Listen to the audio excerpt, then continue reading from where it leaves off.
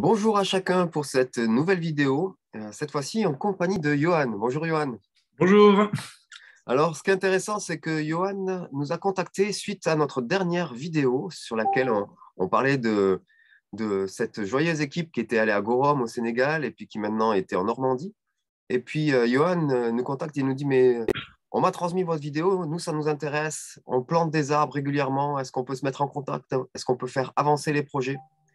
Et bien sûr, on a dit oui, bien sûr, on les a mis en contact avec Yannick. Et puis, on est heureux de pouvoir aussi découvrir ce qu'ils font avec Planting Together.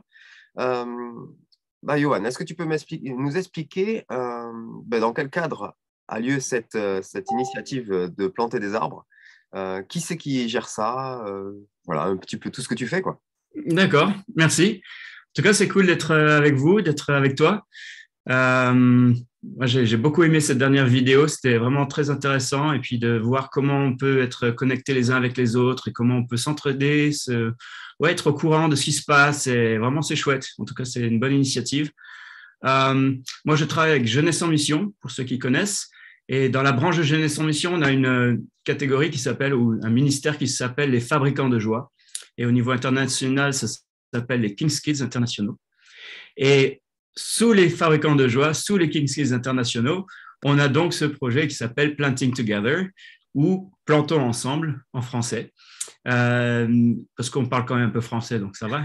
On va dans des pays francophones, donc il faut bien qu'on l'ait en français. Mais comme c'est international, on a le titre en anglais. Donc ça dépend directement des fabricants de joie ou des King's Kids internationaux. Au niveau global, au niveau international, c'est une initiative qui n'est pas basée nulle part. On est une petite équipe de leadership qui est internationale. On en a qui sont en Espagne, d'autres en Afrique, d'autres. Et puis moi, je suis un peu partout. Donc voilà, on est une bonne petite équipe qui gère tout ça. C'est super. Et donc, ça veut dire que concrètement, c'est tous les combien que vous faites un voyage pour planter des arbres, avec combien d'enfants, tout ça? Alors, depuis le début, donc on a commencé à peu près en 2012, pratiquement tous les ans. Il y a juste une année ou deux qu'on a raté. Je crois que c'était l'année où il y avait Ebola. On avait raté, on n'était pas allé. Et puis là, pendant le Covid, on a raté pendant 2 ans quand même. Mais sinon, tous les ans, en général, une fois par an, en général pendant l'été.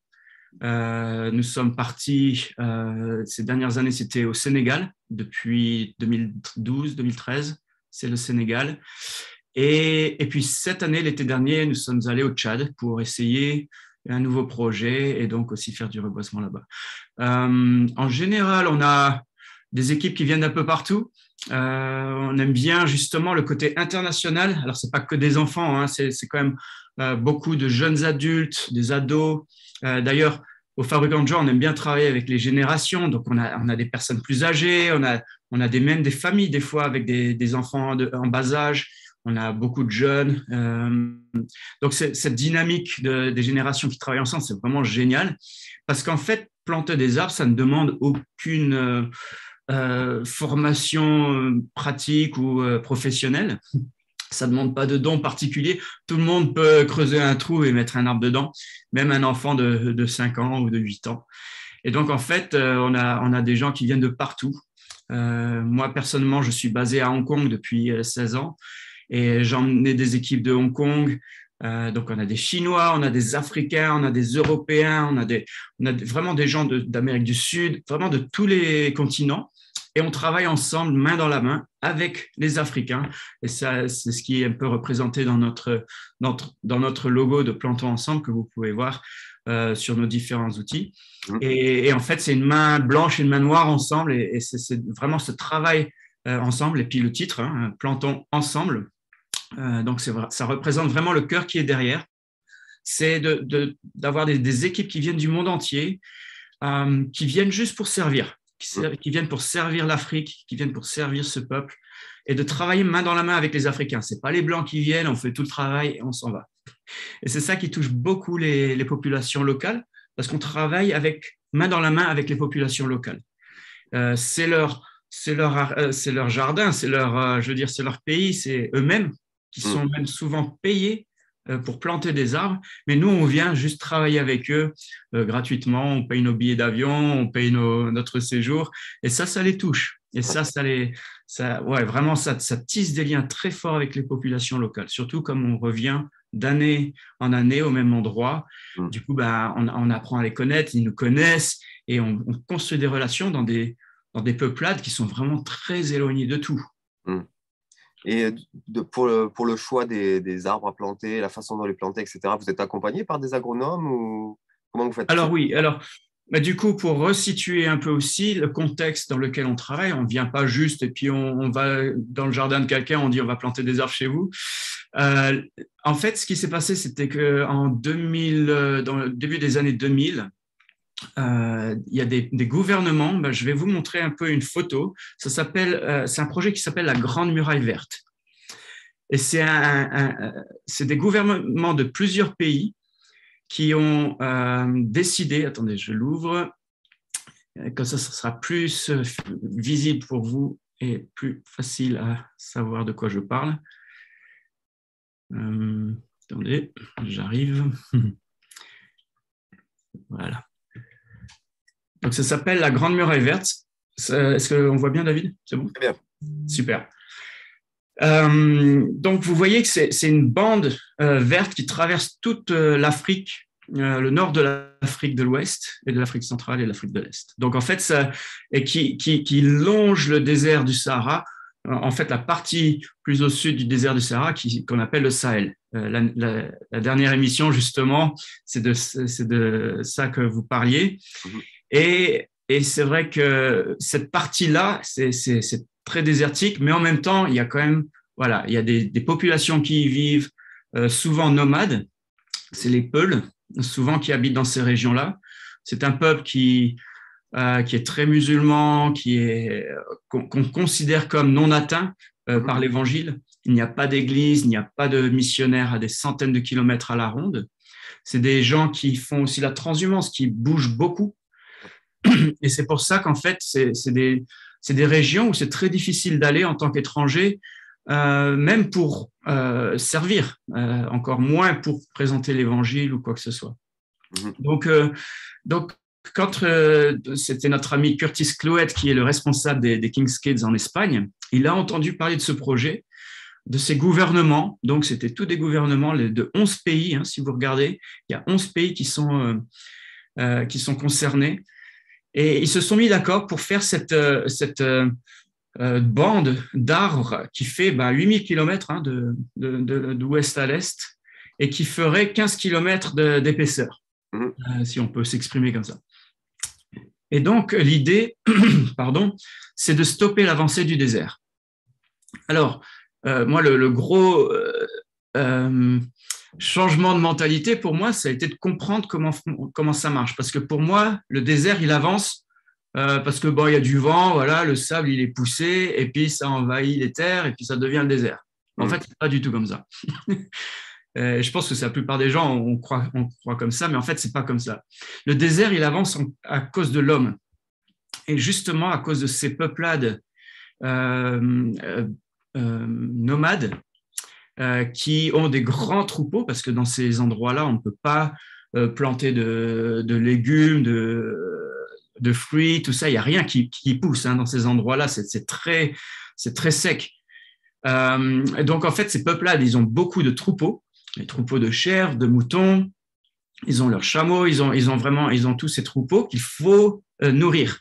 Et donc, les petits brins d'herbe qu'ils trouvent ici et là, ils vont déplacer leurs troupeaux, et quand il y a des étendues, ils vont s'installer là pendant une saison. Ils s'installent, ils font des maisons, ils s'installent, et pendant plusieurs mois, voire même plusieurs années, ils vont utiliser tout ce qu'il y a dans la région. Et comme ils ont utilisé ce qu'il y a autour d'eux, ils vont aller un peu plus loin, jusqu'à un moment où c'est trop loin, et ils vont déplacer le camp. Et là, quand ils partent, ils laissent tout désertique. Toutes les ressources sont parties, il n'y a plus rien. Et c'est comme ça que le désert, il avance. Et moi, ça m'a intéressé. Je me suis dit, ah oui. Donc, en fait, quand on va planter des arbres, et sur cette photo, on voit l'idée qui est énorme. Alors, le Sénégal, ça a été un des pays les plus actif ces dernières années. C'est pour ça que nous y sommes allés. On a été en contact avec la Grande Muraille Verte, qui est un organisme du gouvernement sénégalais. Donc, on passe par les bureaux du gouvernement. On va des fois même jusqu'à aller rencontrer le ministre de l'Environnement, parce que ça dépend du ministère de l'Environnement au niveau du gouvernement. Donc, c'est des choses très officielles qui demandent beaucoup de relations, de protocoles africains et toutes ces choses-là. Mais en même temps, ils ont des moyens, ils ont des ressources financières, des ressources aussi pratiques sur place pour que ça se fasse. Et donc, nous, on rentre dans un projet qui existe déjà, qui leur appartient, qui appartient aux Africains, aux Sénégalais. Nous, on vient juste vraiment pour aider et pour servir. Et ça change beaucoup des autres projets que d'autres organisations font. En général, les Blancs, ils viennent en Afrique, ils ont leur projet, ils savent où construire leur puits, et puis ils font leur truc et ils s'en vont, et puis ça, en général, ça ne dure pas longtemps. Tandis que là, nous, on vient vraiment de rentrer dans leur projet, et du coup, eux-mêmes, ils ont leur pépinière. Et pendant l'année, ils font grandir des arbres, et c'est des arbres ce sont les seuls arbres qui poussent d'ailleurs dans ces régions. Et c'est ce que disait Yannick la semaine dernière, ou je ne sais pas c'était quand la dernière émission, mais c'est cette espèce d'acacia qui n'a aucune beauté. Franchement, moi, la première fois, mes petits Chinois que j'avais emmenés planter les arbres en Afrique, ils ont regardé César, ils ont dit, mais c'est quoi ce truc? Il y a plein d'épines, c'est horrible, on ne peut pas planter des manguiers, des choses pratiques, quoi. Et ben non, parce qu'un manguier, ça ne pousserait jamais. Tandis que ces petits acacias, ce sont des arbres qui poussent très rapidement, et c'est les seuls qui peuvent grandir dans ces contrées. Sachant que dans le nord du Sénégal, là où nous sommes, il y a même pas un mois de pluie chaque année.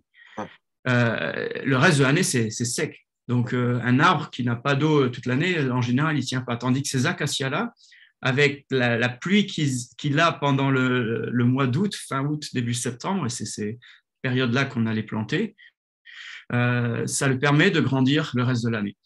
Et les populations locales, je reviens à ces populations locales, ces arbres-là, ça leur donne beaucoup de richesse en fait. C'est ces arbres-là qui, quand ils vont grandir, vont donner un couvert pour que l'herbe pousse et reste plus longtemps.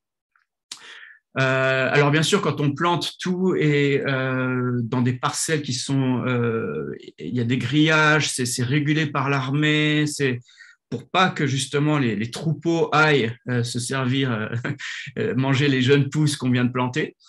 Donc c'est très très bien organisé. Le gouvernement est très très organisé. Et du coup, ils enferment tout de manière à ce que ces arbres aient le temps de pousser. Et quand ils poussent, effectivement, il y a plus d'herbe en dessous. Et en temps voulu, ça permet justement de nourrir les animaux. L'arbre lui-même, les habitants locaux utilisent tout de cet arbre, de la racine à la sève, à l'écorce, aux feuilles, à tout. Et ils s'en servent pour construire, ils s'en servent pour cuisiner, ils s'en servent vraiment pour tout. Et donc, en fait, ce qui se passe, c'est que quand on construit ces petites forêts, on n'est pas en train tellement de changer le climat, en fait.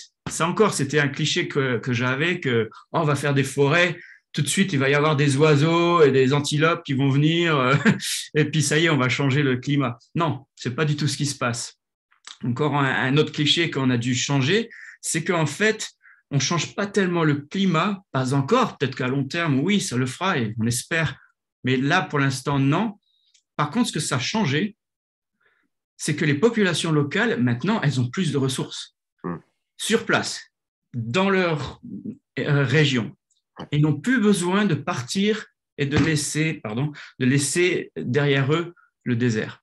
Et en fait, elles se sédentarisent et elles ont déjà un meilleur niveau de vie, plus de ressources, et ça évite justement que le désert avance. Et c'est ça, en fait, tout l'état d'esprit derrière la Grande Muraille Verte qui est censé se faire dans tous ces pays. Malheureusement, beaucoup de pays ne sont pas très actifs. Mais voilà. Et c'est dans ce domaine-là qu'on vient aider. Super. Et s'il y a des personnes qui ont vu, qui regardent cette vidéo, qui elles aussi ont envie d'aider, est-ce qu'il y a des moyens de vous aider? Oui, alors bien sûr, on est tous des bénévoles. Chacun, quand on y va, on paye nos billets d'avion. C'est vrai que c'est beaucoup de dépenses et tout ça. Donc, on a un compte en banque, on a un compte PayPal d'ailleurs. On mettra, je pense, la description Ouais. dans la description de cette vidéo. Mais oui, on est dépendant des dons. On est dépendant de la générosité des gens qui trouvent que ce projet éventuellement serait super, mais eux-mêmes ne peuvent pas y aller ou ne peuvent pas participer, ou au moins participer financièrement. Mm. Ça serait une grosse, grosse bénédiction. Ça permettrait d'aider non seulement nos jeunes du monde entier à y aller, mais aussi à aider les populations locales. Donc, en fait, on bénit plein de gens en Mm. soutenant ce projet. Et d'ailleurs, j'y pense, mais est-ce qu'on pourrait finir par présenter un petit peu ce qui se passe au niveau francophone dans les groupes locaux des fabricants de joie, de ADSL? Oui, Est-ce qu'on pourrait peut-être donner envie à des parents de mettre leurs enfants dans ces super groupes? ouais, tout à fait. Alors, moi, ça fait 26 ans que j'habite à l'étranger, donc je suis moins connecté avec ce qui se passe en France. Mais pour présenter un petit peu les fabricants de joie en général, moi, j'ai grandi dans les fabricants de joie. J'étais dans les FJ quand j'avais entre 11 et 13 ans. Et du coup, je vais vous raconter un petit peu mon témoignage personnel. Je pense que ça parlera plus que de vous expliquer une structure qui existe. Moi, je suis né dans une famille chrétienne et c'est vrai que dans une famille chrétienne, on apprend à connaître Dieu, hein, c'est chouette. Mais mes parents m'ont mis dans les fabricants de joie pour que j'apprenne plus à développer ma relation personnelle avec Dieu. Et en fait, c'est au travers des fabricants de joie, c'est un programme, alors suivant les endroits, ça se fait, il y a une rencontre toutes les semaines, une rencontre toutes les 2 semaines ou une fois par mois. Suivant les régions, c'est différent. Nous, c'était un peu plus étalé, mais c'est au travers des fabricants de joie, avec les enseignements, c'est comme une petite formation de disciples sur du long terme, sur l'année, pour les jeunes. Alors, pas seulement les enfants, hein. Ça touche les enfants, les ados, les pré-ados, les jeunes adultes, on a les familles qui sont impliquées. Donc, le but vraiment, c'est d'avoir les générations qui travaillent ensemble, qui apprennent ensemble et qui vont servir ensemble. Hmm. Donc, moi, en tant que jeune, ça m'a ouvert les yeux déjà sur un monde chrétien, sur la mission, sur plein de choses. Ça m'a aidé à développer une relation personnelle avec Dieu. C'est là où j'ai commencé à lire ma Bible, à prier personnellement. C'était plus la foi de mes parents, c'était la mienne. C'est là où et puis, c'est aussi là que j'ai reçu un appel pour la mission. Hmm. À l'âge de 12 ans, j'étais parti en voyage missionnaire avec les fabricants de joie en Italie, en Suisse, vraiment de vivre des choses sans mes parents, mais vraiment avec le reste des jeunes et tout ça. On a vécu des choses fortes. Et puis l'année d'après, quand j'avais 13 ans, je suis parti aux Philippines, en Nouvelle-Calédonie et en Australie pendant un mois. Et à l'âge de 13 ans, comme ça, de partir, faire de l'évangélisation dans la rue, de travailler dans des orphelinats, de voir le monde, ça m'a changé la vie. Et en fait, c'est là où j'ai eu cet appel pour la mission. Et depuis, je suis missionnaire. Donc, ça ne veut pas dire que chaque enfant qui rejoint un groupe FJ ou ADSL va finir comme moi, mais je crois vraiment ça donne une chance à nos jeunes de vivre des choses pour eux-mêmes dans la foi. Et c'est du pratique, c'est du concret. Je dis pas que l'école du dimanche, c'est pas bien, mais l'école du dimanche, des fois, ça peut être très scolaire, justement. D'ailleurs, on l'appelle l'école du dimanche. C'est beaucoup d'informations que les enfants reçoivent, ce qu'ils ont besoin, d'écouter les histoires de la Bible, des enseignements, tout ça. Mais il y a toute une partie de mise en pratique qui manque. Et souvent, dans les familles, il n'y a pas non plus cette mise en pratique. Papa et maman sont trop occupés à bosser, et puis du coup, on est content de les mettre à l'école du dimanche le dimanche. Mais les fabricants de joie donnent un peu cette possibilité pour les jeunes et les moins jeunes, de mettre en pratique cette foi, ces choses qu'ils ont apprises, et puis voire même de partir en mission. Et, que ce soit au niveau un niveau limité, une fois par année, ou juste un petit voyage pendant l'été. Et puis, pour certains, ça sera un choix de vie complet, quoi. Ouais, super. Pour compléter, moi, je suis papa et puis avec mon épouse, on a décidé que Mhm. que nos 2 enfants pourraient aller à ADSL, donc une fois par mois ou une fois tous les 2 mois, je ne sais plus, en tout cas D'accord. régulièrement sur Toulouse. Ouais. Et on sait que c'est important pour eux. C'est un temps où Ouais. ils trouvent plein de copains croyants aussi. Oui. Et, ils sont contents aussi de découvrir d'autres jeunes, d'autres églises, Ouais. de se mélanger entre enfants, entre jeunes, apprendre à se connaître. C'est ça. Et puis, nous, on le voit, nos enfants, quand ils reviennent d'une journée à DSL, bah déjà, c'est Mm. pas juste un temps comme tu parlais de l'école du dimanche, c'est souvent Ouais. un temps court, en fait. Donc Ouais. là, c'est sur toute une journée, ils ont le temps de Ouais. vivre ensemble, d'avancer ensemble. Et Ouais. c'est des marqueurs. Et Ouais. je connais beaucoup de jeunes de ma génération, voire plus jeunes, pour qui ça a été vraiment Mm. des temps marqués, des temps marqués, Mhm. des temps mis à Ouais. part importants. Alors, si vous êtes parents et qu'il y a un groupe de fabricants de joie ou ADSL pas très loin de chez vous, n'hésitez pas. Ouais. Sur le groupe de Toulouse, il y a même des gens qui font 1 heure de route pour amener leurs enfants, ils se mettent à Ah. 2 par Ouais. an. Ouais.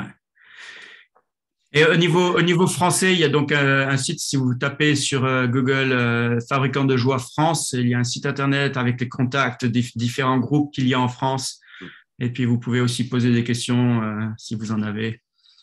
Dans tous les cas, on mettra tous les liens C'est dans la ça, description de la vidéo. c'est ça, c'est ça.